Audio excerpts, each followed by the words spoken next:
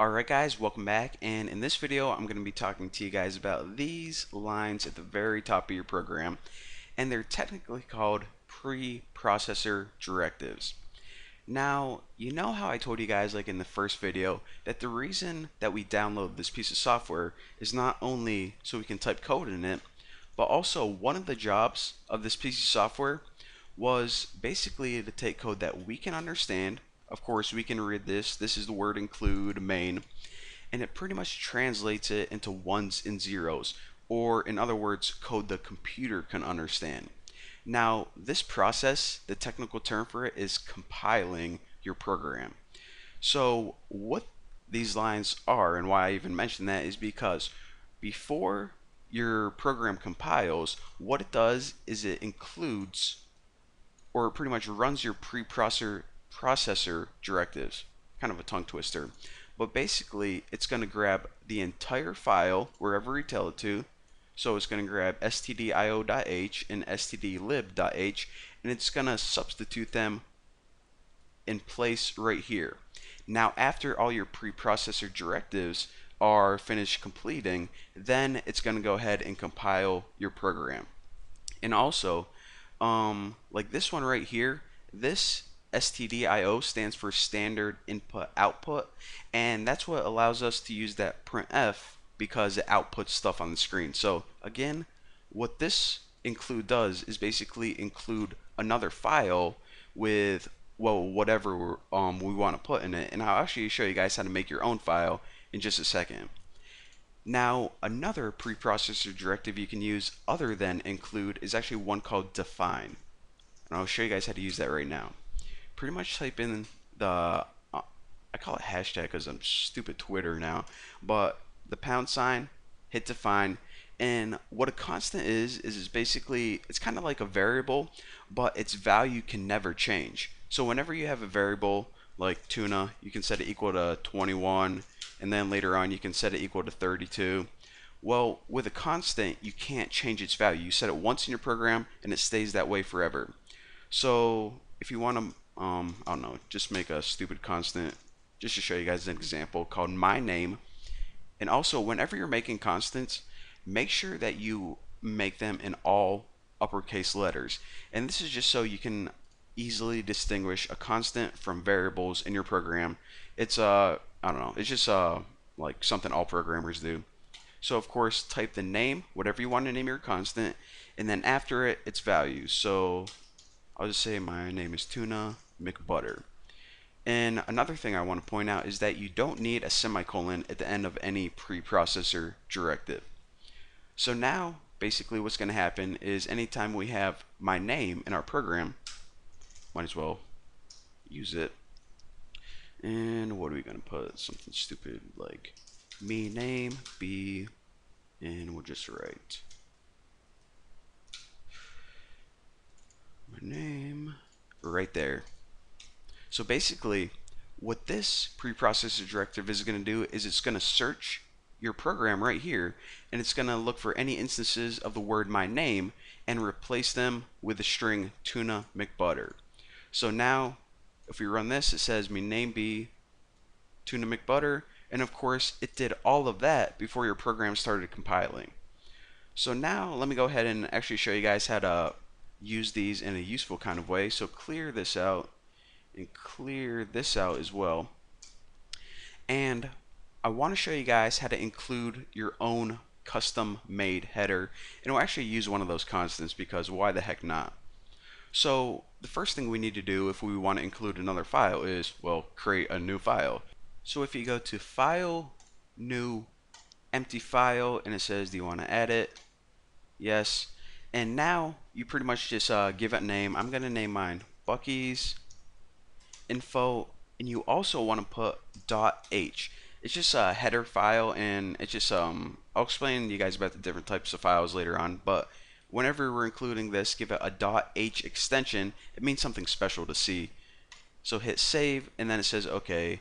Pretty much, do you want to add it? Yep. And another thing I want to mention is that whenever we named it .h, what it means to see is a header file. So it creates a new folder called headers, and it organizes pretty much all your header files for you by default, which is pretty sweet. So now we have two files in our program. This first one, of course, is the one main.c, the main one we've been working on the whole time. And we also have this new bucky's.info, or excuse me, bucky'sinfo.h. Now, also take note of these other header files we include were also .h. So, in case you didn't notice that. Now, in this one, remember, what's going to happen is any code that's in here is pretty much going to be copied and substituted right whenever we write our preprocessor directive. So we can write something like, let's just go ahead and define a couple constants. So define my name, and I'll put my real name this time. No more of that tuna McButter, whatever the heck his name is. And I'll just go ahead and define age 28. So now, and we actually don't need to save these because whenever we build and run, it automatically saves all your files for you. So pretty cool. You can do it the lazy way. So now we have a little bit of code in this bucky'sinfo.h, and let's go ahead and include it in our main program. So copy this, do it the lazy way, and also delete your entire stdlib piece of code right now.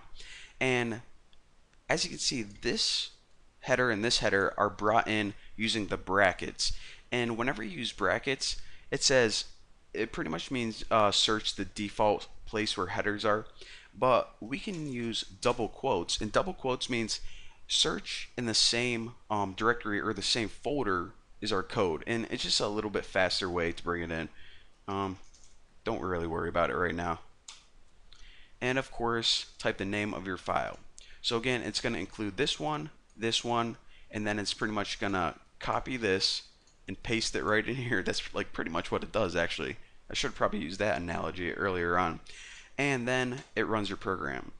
So now that we have this info brought in, let's make a cool program with it. I'll show you guys how to make a program that calculates the age of girls I'm allowed to date. So I'm like, alright, am I allowed to date a girl who's like 24 if I'm 28? Well, I don't know. What about a girl who's 17? Probably not. So the formula for it is this. Go ahead and make a variable called int girls age.